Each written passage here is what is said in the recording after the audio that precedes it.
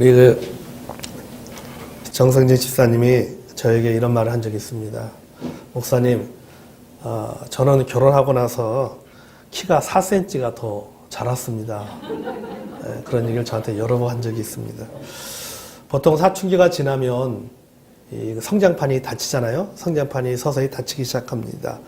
그래서 이게 키가 커가는 데 있어서 어떤 한계가 있는데 우리 정 집사님은 좀 다른 것 같아요. 그래서 제가 왜 다를까? 정 집사님은 결혼했는데도 불구하고 키가 4cm나 더 컸을까? 이유는 두 가지다. 첫 번째 이유는 마음이 순수해서 그렇다. 어린아이 같은 마음이 있었기 때문에 키가 더 자란 것이 아닌가. 또 하나는 원수를 사랑하라고 하는 그 아내의 그 사랑을 많이 받아가지고 키가 더 자라는 것이 아닌가 그런 생각을 하게 되었습니다. 어떻든 참 부럽습니다. 저도 키가 한 180cm 정도 됐으면 참 좋았지 않을까라는 생각을 드는데 키 큰 사람 보면은 참 부럽습니다. 여러분, 이 육체의 키는요, 어느 정도 그 시간이 지나면 성장을 멈춥니다. 오히려 줄어드는 경향이 있죠. 그래서 아마 여러분 지금 키 재보시면 아시겠지만 옛날보다 키가 좀 줄어들었다는 생각을 많이 갖게 될 겁니다. 하지만은 삶의 성장은 다릅니다. 삶의 성장판, 정신의 성장판, 영혼의 성장판은 닫히지 않습니다. 나이와 상관이 없습니다. 육체의 성장은 멈추지만 이 정신의 성장은 멈추지 않습니다. 때문에 우리는 끊임없이 성장해야 됩니다. 또 성장할 수가 있다는 사실입니다. 아멘. 하나님께서 우리 인간에게 주신 본능 중에 하나가 뭐냐면은 성장의 본능입니다. 우리에게 성장 본능을 주셨다라고 하는 겁니다. 우리는 이것을 향상심이다 이렇게 표현합니다. 그러니까 위를 향해서 항상 위를 향해서 나아가기 원하고 위를 바라보기 원하고 성장하기 원하는 마음이 우리에게 있다라고 하는 것입니다. 그러니까 그것이 육체적이든 정신적인 것이든 어떤 그런 기술적인 것이든 경제적인 것이든 우리는 어떻든 간에 지금보다는 더 나아지기 원하는 욕구를 가지고 있다라고 하는 것이죠. 키도 더 크기 원하고 경제적으로도 더 안정되기 원하고 모든 공부에 있어서도 우리가 좀 더 진보하고 성장하기 원하는 마음이 있습니다. 그래서 우리는 배우는 것입니다. 우리 안에 성장하고자 하는 욕구가 있기 때문에 우리는 배우게 됩니다. 왜 배우느냐? 배우면은 성장할 수 있다라고 생각하기 때문에 우리는 배우는 것입니다. 그래서 배움은 우리에게 성장의 본능을 자극합니다. 우리는 배움을 통해서 지속적인 성장을 경험하죠. 배움을 통해서 새로운 것을 깨닫게 되고 새로운 눈이 열리게 되고 새로운 기술을 우리는 익히게 됩니다. 그래서 계속해서 성장해서 어느 경우에는 성장을 뛰어넘어서 성숙에 이르는 경험을 하게 됩니다. 공자가 이런 말을 했어요. 배우고 때때로 익히니 어찌 기쁘지 않는가. 자, 공자는 뭐냐면은 배우는 것을 반복해서 자기 것으로 만드는 무한한 기쁨이 있다라고 하는 것을 말하고 있는 것입니다. 여러분 그렇잖아요. 우리가 배울 때 느끼는 기쁨이 있습니다. 성장할 때 느끼는 기쁨이 있습니다. 풀리지 않았던 수학 문제를 딱 풀어냈을 때의 그 기쁨이 있잖아요. 이걸 몰랐는데 새로운 것을 깨달았을 때의 그 기쁨. 그러면 이 기쁨은 여러분 이건 뭐라고 표현할 수가 없죠. 저도 어떤 경우는 책을 읽다가는 그 책 속에서 어떤 하나의 진리를 깨달을 때 큰 기쁨이 있습니다. 서점에 가서 저는 서점에 가서 책 제목을 참 꼭 봅니다. 책 제목을 쫙 훑어보는데 책 제목을 통해서 깨닫는 기쁨이 있어요. 야, 기가 막히다. 야, 다음에 내가 어느 성경 본문 가지고 말씀 전할 때 설교의 제목을 이 책 제목으로 하면 딱 맞겠다. 깨닫는 기쁨이 있는 겁니다. 공부를 통해서 우리가 느끼는 기쁨이 있습니다. 그래서 이 공자가 말하는 것처럼 배우고 때때로 익히니 어찌 기쁘지 아니한가. 이게 맞는 말인 것 같아요. 우리가 깨달음을 통해서 느끼는 기쁨이 있습니다. 또 이제 공자가 있잖아요. 때때로라는 말이 있죠. 때때로. 평생을 두고 이어지는 것입니다. 쉽게 말하면 평생학습이라고 하는 거죠. 배움이라고 하는 것은 중간에 끝나는 것이 아니라 계속해서 배워야 된다. 우리가 소위 말해서 평생학습이라고 얘기합니다. 평생 교육, 평생 학습을 얘기합니다. 우리는 평생도록 배워야 된다는 거죠. 우리는 틀에 갇혀서는 안 됩니다. 과거에 배운 것에 만족해서는 안 됩니다. 끊임없이 배워야 돼요. 왜 그러냐면 어제는 정답이었던 것이 오늘에는 오답일 수 있어요. 어제는 맞았던 내용이 오늘은 틀릴 수가 있습니다. 그렇기 때문에 우리는 끊임없이 과거의 틀에 매이지 아니하고 끊임없이 우리는 배워야 된다고 하는 것입니다. 우리는 성장을 위해서 배우게 되고 또 배움을 통해서 기쁨을 얻게 됩니다. 어떤 기쁨이라 했습니까? 깨달음의 기쁨. 또 성장의 기쁨. 그래서 우리는 어떻게 살아야 돼요? 우리는 평생 배우는 자로 살아야 됩니다. 아멘. 학교에는 졸업식이 있습니다. 학교에는 졸업이 있지만은 그러나 우리 예수 믿는 사람들에게는 뿐만 아니라 신앙과 상관없이 우리의 인생에는요 졸업이 없습니다. 끊임없이 언제까지 내가 주님의 품에 가는 그 순간까지 우리는 배워야 됩니다. 끊임없이 공부해야 돼요. 끊임없이 배워야 됩니다. 평생 배우는 자로 살아야 돼요. 배우는 자로 살아갈 때 우리가 소위 말하는 어린 아이를 통해서도 배우게 되는 거죠. 근데 배우는 자의 마음이 없으면 어린 아이를 통해서뿐만 아니라 나보다 더 성숙되고 나보다 더 지혜로운 사람한테도 배우지를 못하는 겁니다. 잠언에 보면은 거만한 자를 책망하지 말라. 그가 너를 미워할까 두려움이라. 그런 말씀 있잖아요. 왜 거만한 자를 책망하지 말라고 했습니까? 왜 거만한 자가 왜 미워합니까? 배우고자 하는 마음이 없기 때문에 어떤 것에서 가르쳐줄 때 그것에서 미워하는 겁니다. 배우지를 못하는 것이죠. 우리가 성장하기 위해서는 어떻게 하느냐? 우리는 끊임없이 배우는 자로 살아야 될 줄로 믿습니다. 아멘. 자, 오늘 본문은 다윗의 삶의 인생의 모습을 아주 짧게 표현하고 있습니다. 본문을 다시 보면요. 또 그의 종 다윗을 택하시되 양의 우리에서 취하시며 전양을 지키는 중에서 그들을 이끌어내사 그의 백성인 야곱, 그의 소유인 이스라엘을 기르게 하셨더니 라고 이렇게 말씀하고 있습니다. 자, 이 양치기 목동 다윗을 불러서 하나님께서 다윗을 이스라엘의 왕으로 삼으셨다는 말입니다. 그 뭘 준 거예요? 공적 포지션을 준 겁니다. 사회적인 포지션을 준 겁니다. 그에게 사명을 지고 직분을 맡겨주셨다라고 하는 사실입니다. 그 자리는 왕의 자리죠. 그러니까 다윗은 양치기 목동에서 이스라엘의 왕이 되었습니다. 지도자의 자리가 되었습니다. 그 자리는 권력을 행사할 수 있는 자리입니다. 한 나라의 운명을 좌지우지할 수 있는 자리입니다. 자, 여러분, 다윗이 왕의 자리에서 어떻게 살았습니까? 본문에 다시 들었잖아요. 이에 그가 그들을 자기 마음의 완전함으로 기르고 그의 손에 능숙함으로 그들을 지도하였다. 이렇게 성경은 기록을 하고 있습니다. 자, 여기에서 본문에 자기 마음의 완전함, 이것은 진실성을 이야기합니다. 영어 성경에 보면은 인터그리티라고 얘기합니다. 진실성, 그의 손에 능숙함으로 스킬풀이라고 얘기했죠. 실력을 말하는 겁니다. 그러니까 여기에서 자기 마음의 완전함은 인품이나 또 믿음에 관한 문제고 여기 능숙함은 자기가 하고 있는 일에 관한 문제라고 하는 것이죠. 그래서 다윗은 그가 인성에 있어서는 그런 진실성이 있었고 그가 하는 일에 있어서는 뭡니까? 기술을 갖추고 있었다. 실력을 갖추고 있었다라고 하는 것입니다. 그러니까 다윗은 인품과 실력을 가지고 백성들을 지도했다라고 하는 겁니다. 그게 다윗의 인생을 이렇게 표현하고 있는 것입니다. 여러분, 인품이 있는 사람이 되시기를 바랍니다. 아멘. 여러분, 인품이 무엇입니까? 사람으로서 가지는 품격이나 됨됨이를 말합니다.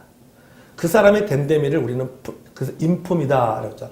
야, 저 사람이 인품을 가지고 있다. 참 인품이 있는 사람이다라고 하면 참 사람이 됐다. 사람의 됨됨이가 됐다. 이렇게 이야기를 하죠. 이 인품이라는 것을 우리가 영어로 이렇게 표현해 볼 수가 있을 것 같아요. 캐릭터라고 표현해 볼 수도 있었고, 뭐 성격이라고는 캐릭터라고 표현할 수도 있고, 또 인격을 뜻하는 퍼스널리티라고 이렇게 표현할 수도 있습니다. 그러니까 이 다윗은 그는 성격적인 면에 있어서나 또 인격적인 면에 있어서 그는 참 좋은 인격과 좋은 성품을 갖고 있는 사람이었다. 성격이 참 좋았다라고 표현할 수가 있습니다. 자, 본문에 보면요. 다윗의 인품을 다시 본문에 들어가서 이제 다윗의 마음의 완전함으로 표현하고 있습니다. 자, 구약 마음의 완전함을 표현하는데 구약에서의 완전함이라는 것은 온전하다 또는 흠이 없다라는 표현입니다. 그러니까 하나님께서 다윗을 뭐라고 표현하냐?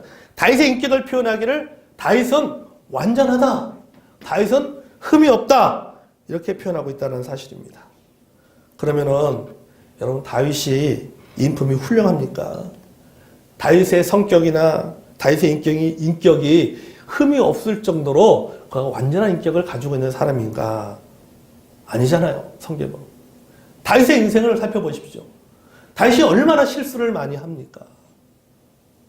넘어진 적도 많습니다. 자신의 욕망을 채우기 위해서 부하를 죽이는 치명적인 죄를 저지르기도 한 사람이 바로 다윗입니다.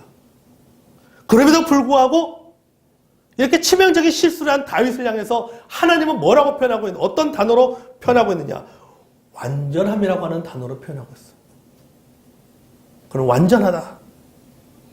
하나님은 실수한 다윗, 흠이 있는 다윗을 가리켜서 사도행전을 뭐라고 표현하니까 내 마음에 합한 목자다 이렇게 표현하고 있잖아요. 내 마음에 합한 목자다.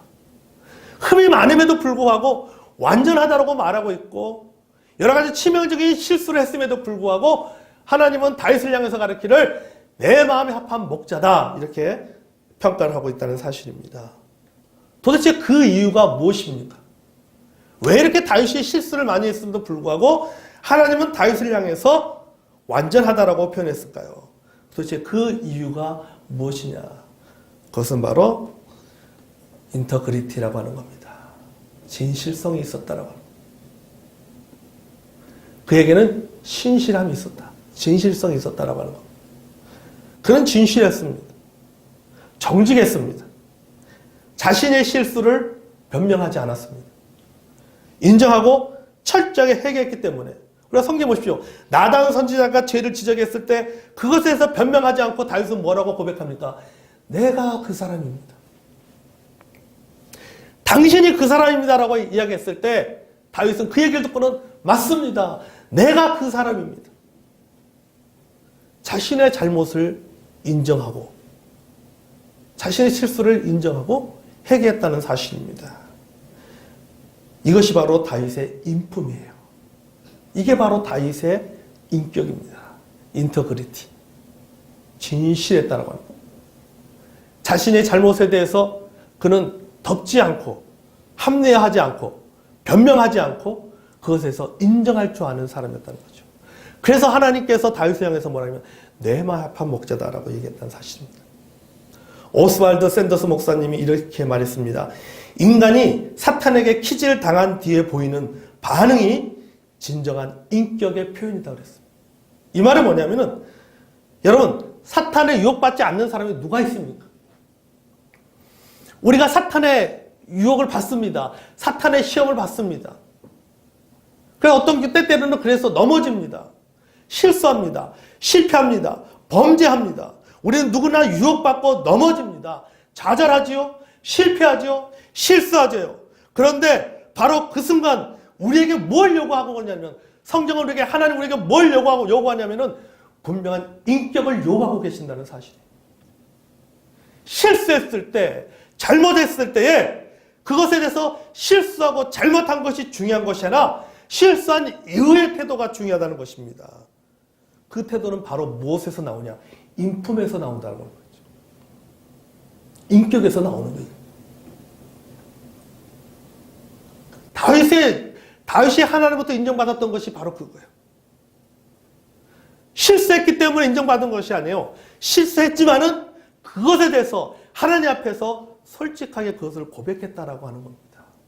하나님 제가 이것을 잘못했어요. 그래서 그 하나님 앞에 기도할 때 시편에 그렇게 표현하고 있잖아요. 그 눈물에서 흘리는 그 침상에서 흘린 눈물이 그 침상을 띄웠다라고 고백하잖아요. 그러니까 철저하게 하나님 앞에서 눈물을 흘리면서 그는 뭐 한 거예요? 자신의 잘못을 고백한 거예요. 이게 바로 다윗의 인격입니다. 이게 바로 지도자가 가져야 될 태도라고 하는 겁니다. 잘못한 것에선 잘못했다라고 말할 줄 알아야 된다라고 하는 겁니다.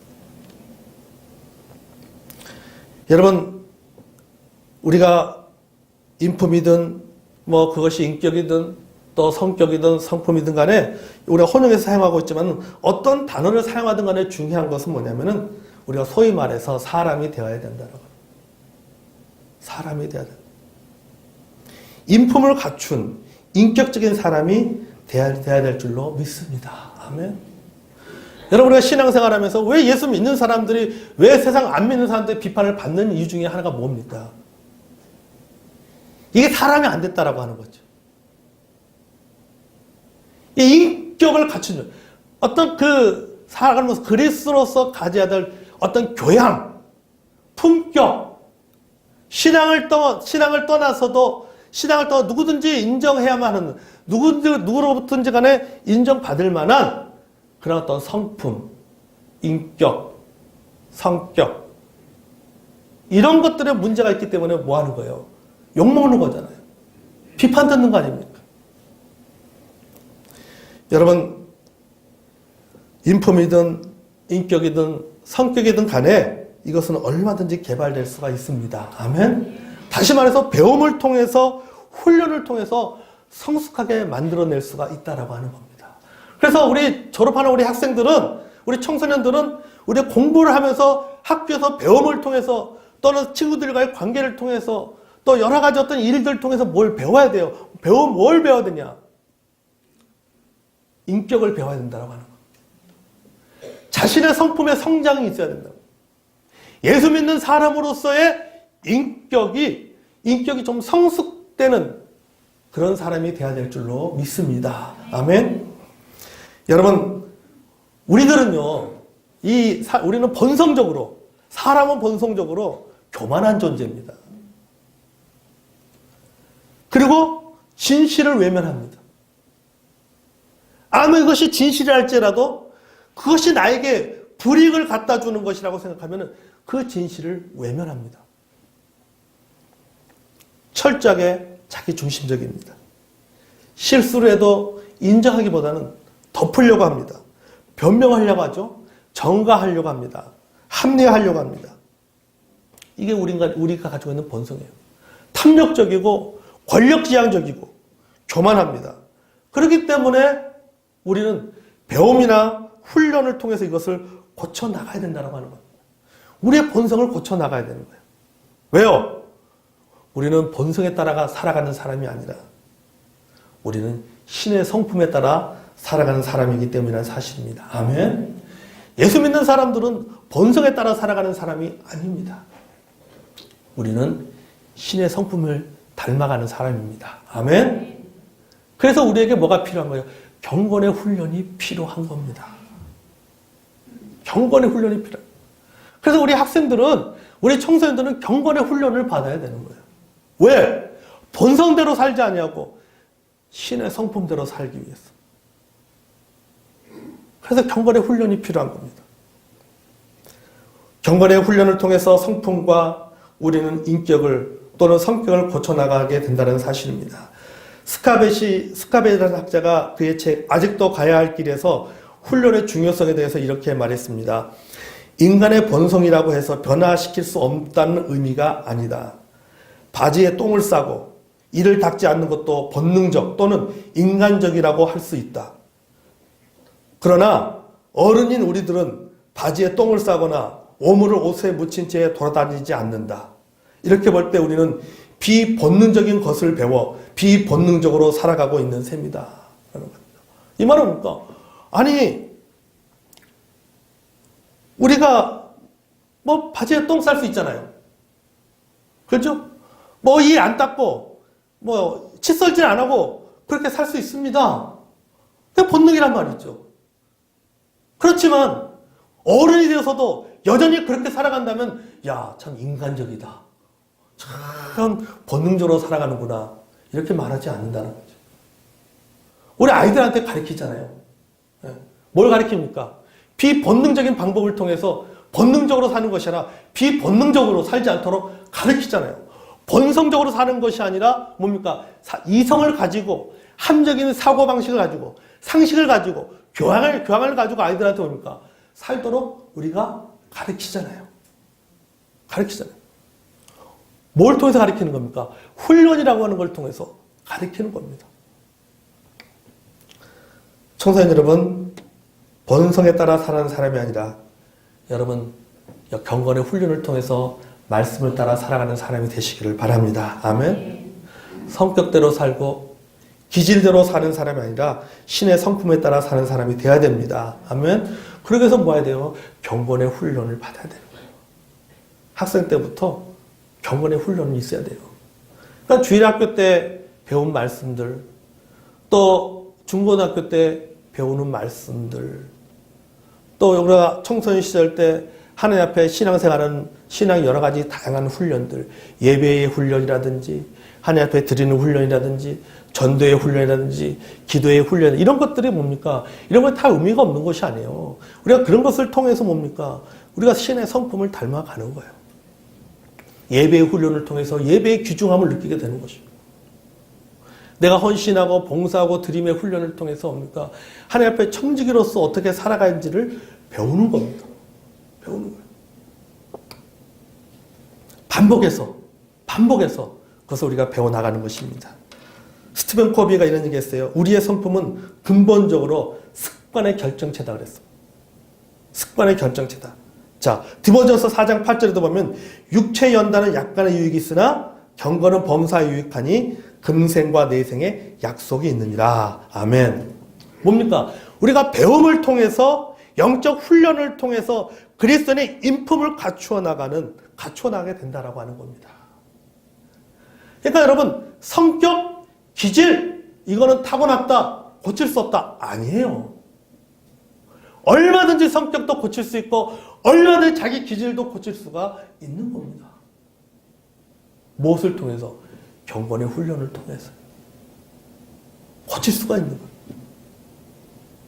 그러니까 우리 학생들은, 청소년들은, 우리 어른들도 마찬가지죠. 우리가 경건의 훈련을 통해서 우리는 끊임없이 우리가 예수 그리스도의 인품, 예수 그리스도의 인격을 닮아가도록 노력하는 저와 여러분이 되기를 원합니다. 아멘.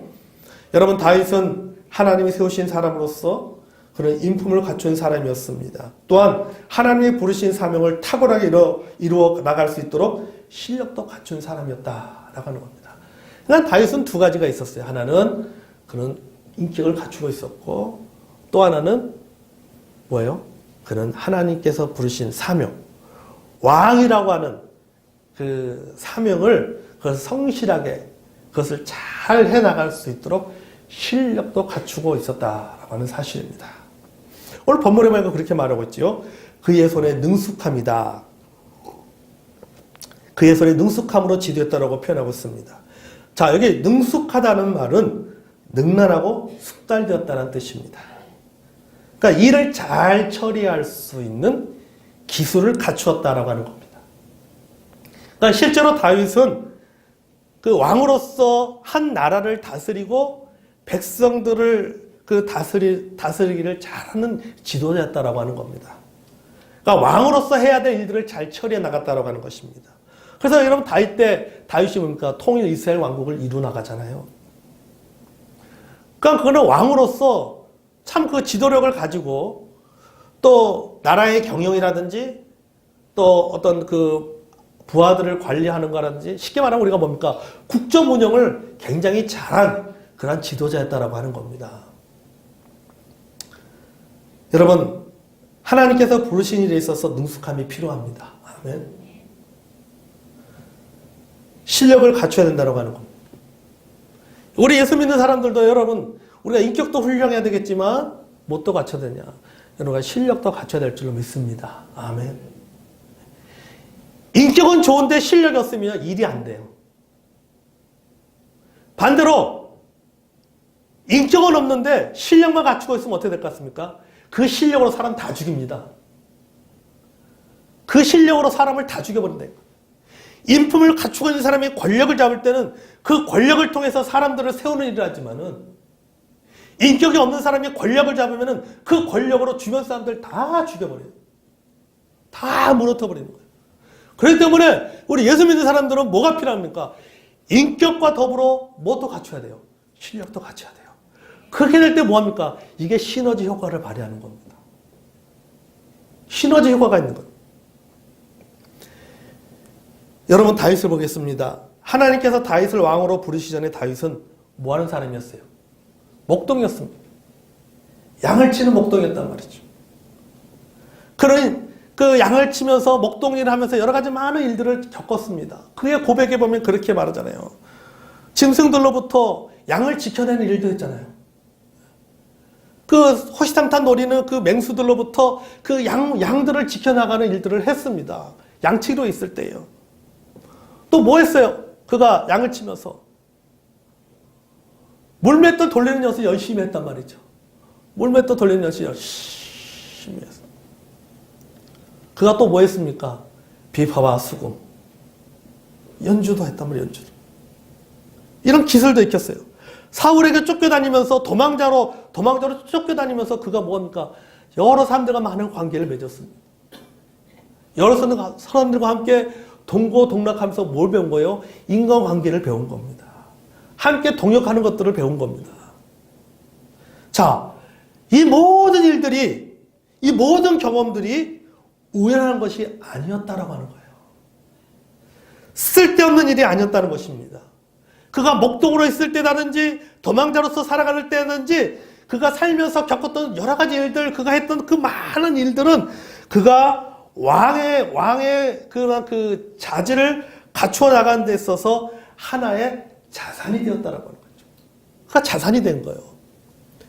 그러니까 다윗이 하루아침에 그가 왕이 되고 그가 하루아침에 백성을 잘 다스리는 왕이 되었던 것이 아니라 그가 인생을 살아오면서 하나님께서 그의 삶을 인도한 가운데 그가 경험했던 여러 가지 일들이 뭐가 다 된 거야. 하나의 경험이 됐고 그 경험을 통해서 그는 인생을 배웠고 하나님을 경외하는 배움을 배웠고 국정 운영하는 그런 방법들을 배웠다라고 하는 겁니다. 그게 하나의 뭐가 다 자산이 된 거예요. 자산이. 경험 하나하나가 그에게 배움이 되었고 성장의 디딤돌이 되었던 사실입니다. 아멘. 여러분, 하나님은 어떤 분이십니까? 하나님은 합력하여 선을 이루시는 분이십니다. 아멘. 하나님 합력하여 선을 이루시는 분이에요. 그러니까 하나님은 우리가 살면서 경험하는 하나하나를 통해서 그리고 우리가 배우는 하나하나를 통해서 나를 하나님의 쓰시기에 합당한 일꾼으로 만들어 가는다는 사실입니다. 아멘. 그러니까 여러분 지금 내가 하고 있는 일이 의미가 없는 게 아니에요. 굉장히 의미가 있는 일이라고 하는 거. 제가 가만히 생각해 봤어요. 이 말씀을 준비하면서 내가 지금까지 무슨 일을 해봤을까 생각해 봤어요.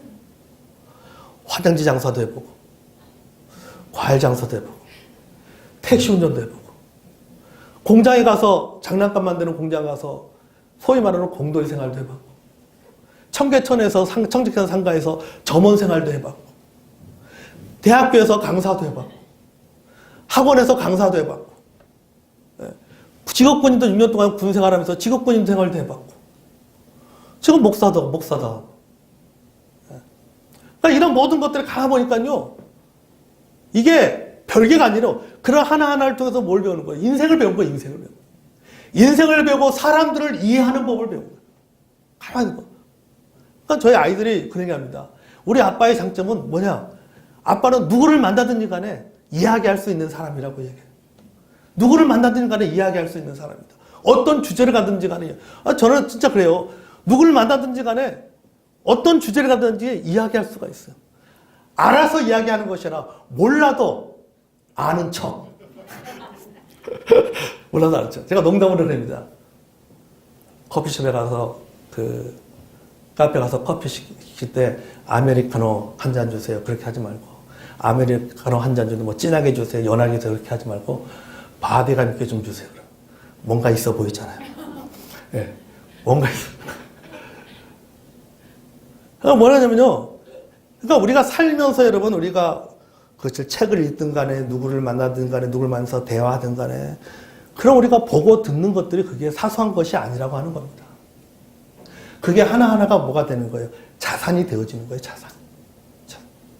그러니까 여러분 우리 학생들 여러분들이 지금 하고 있는 공부라든지 또 다른 거, 뭘 하든지 간에 여러분 그것을 우습게 생각해서는 안 된다라고 하는 겁니다. 왜요? 하나님은 어떤 분이라고요? 하나님은 합력하여서 선을 주시는 분입니다. 아멘? 그러니까 내가 사소하게 생각하는 일을 할지라도 그 일을 통해서 결국은 하나님은 뭡니까? 나를 쓰시기 위한 하나의 준비의 과정, 또 하나의 디딤돌로 그 일과 그 경험들을 사용하게 될 줄로 믿습니다. 아멘? 그렇기 때문에 여러분, 우리는 지금 내가 하고 있는 것에 대해서 우리가 성실하게 최선을 다해서 우리가 실력을 쌓아나가는 것이 필요할 줄로 믿습니다. 아멘? 여러분, 우리가 지금 내가 하고 있는 일에 우리가 성장을 경험하기 위해서는요, 세 가지가 필요합니다. 지금 내가 하고 있는 그 일에 우리가 성장을 경험하기 위해서 세 가지가 필요하다고 얘기해요. 첫째는 지식, 두 번째는 경험, 셋째는 코칭입니다. 지식과 경험과 코칭이 필요해요. 지식이 뭡니까? 내가 하는 일에 대한 지식이 있어야 되는 것이죠.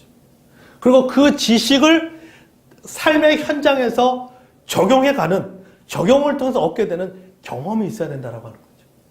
근데 어떤 데 보면 내가 이것이 맞다라고 생각해서 내가 삶의 현장에서 내가 그것을 실천했는데 잘 안 돼요. 때로는 실수할 수도 있습니다. 때로는 그 일에 성공할 수도 있습니다. 그걸 누군가가 나에게 가르쳐 줘야 되는 거예요. 누군가 그거에 대해서 나한테 조언을 해줘야 되는 거예요. 뭐가 필요한 거예요? 코칭이 필요한 거예요. 그런데 내가 성장하기 위해서는 배우고자 하는 마음이 있어야 되고, 또 내가 어떤 그 경험한 것을 통해서, 그 경험을 통해서 실패했다고 좌절하지 않고 그 실패를 통해서 내가 그것을 또 배우고자 하는, 그 실수를 통해서 배우고자 하는 그런 마음이 있어야 되고, 누군가 그것에서 내를 코칭해 줄 때, 말해 줄 때 길을 열고 듣고자 하는 배움의 자세가 있어야 한다는 사실입니다. 그럴 때 뭐 하는 거예요? 그럴 때 성장하는 거예요. 그럴 때 뭐 하는 거예요? 그럴 때 실력이 늘어가는 겁니다. 그래서 지식이 필요하고 경험이 필요하고 코칭이 필요한 겁니다. 이 세 가지를 다 갖추기 위해서 우리가 뭐 해야 돼요? 배우는 자가 돼야 됩니다. 아멘. 배우는 자세 없이 결코 이 세 가지 필요 조건을 갖출 수가 없어요. 여러분, 케냐 하면은 육상 선수들이 참 세계적으로 유명한 육상 선수들이 많이 나오는 나라가 케냐입니다. 그래서 유명한 마라톤 선수라든지, 또 보통 육상 선수들이 보면은 아프리카 쪽에 육상 선수들이 참 훌륭한 육상 선수들이 많이 나와요.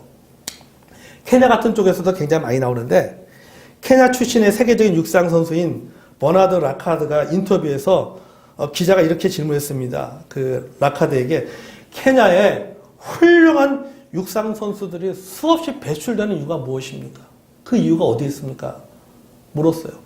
아니, 다른 나라에 비해서 보니까는 상대적으로 이 케냐에서 굉장히 그 어떤 그 신기록을 내는, 또 메달을 따는 육상 선수들이 상당히 많이 나오는데 도대체 그 원인이 어디에 있습니까? 라고 기자가 질문했어요. 그랬더니 이 그 버나드 라카드라고 하는 그 케냐 출신의 육상 선수가 이렇게 이야기합니다. 길가에 세워진 경고판 때문이다 그랬어요. 우리는 길가에 세워진 경고판 때문에 우리 케냐에서는 육상 선수들이 많이 배출되고 있습니다. 그렇습니다.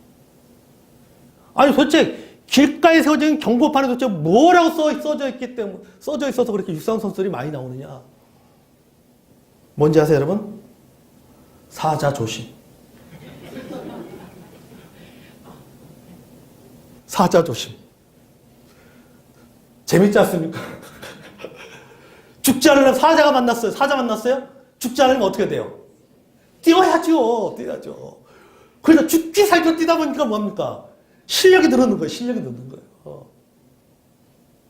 사자를 피하기 위해서 열심히 뛰다 보니까는 육상 실력이 늘어나는 겁니까? 그러니까 케냐 사람들이 잘 달리는 겁니다. 우리나라 육상 선수들도 저기 용인에 있는 사팔에다 집어넣으면 잘 달리죠. 여러분, 누적 효과라고 하는 것이 있어요. 누적 효과.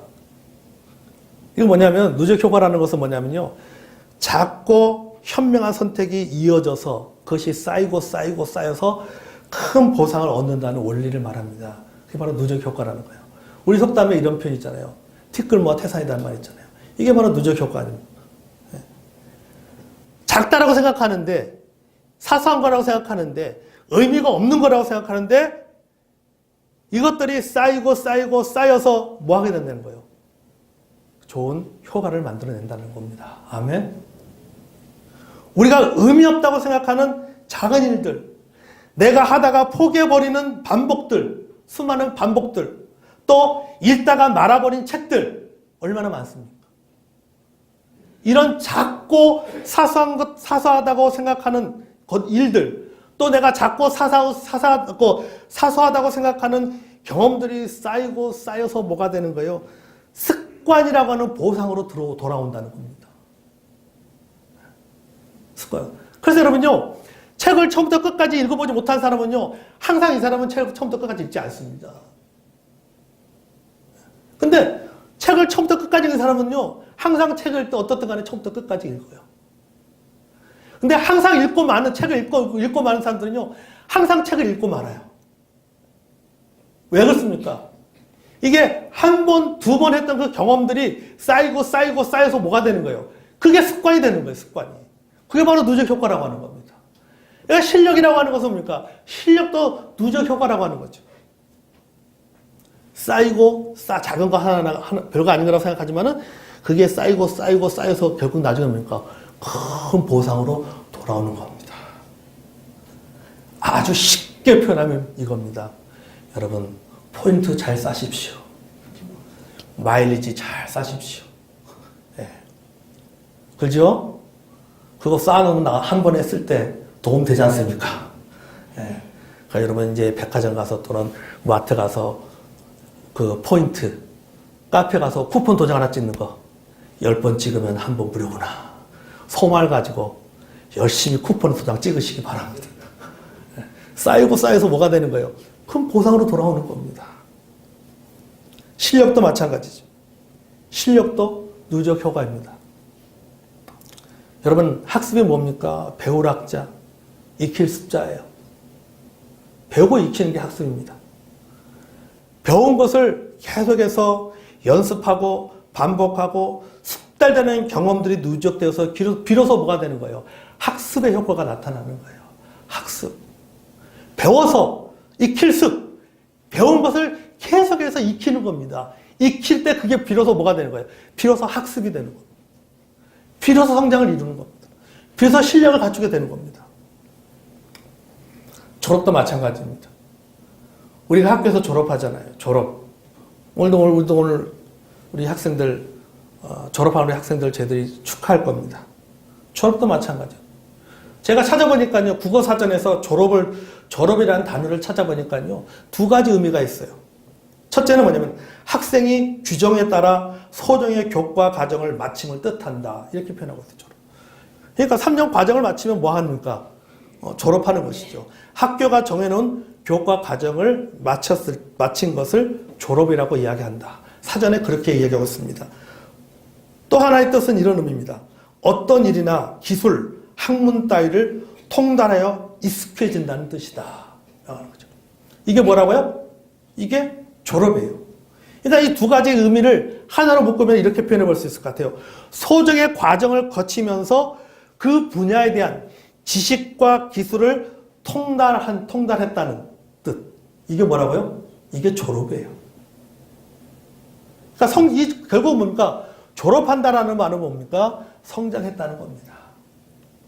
우리 아이들이 초등학교를 졸업했다는 것은 뭡니까? 이제 중학교에 가서 공부할 수 있을 정도로 성장했다는 말이에요.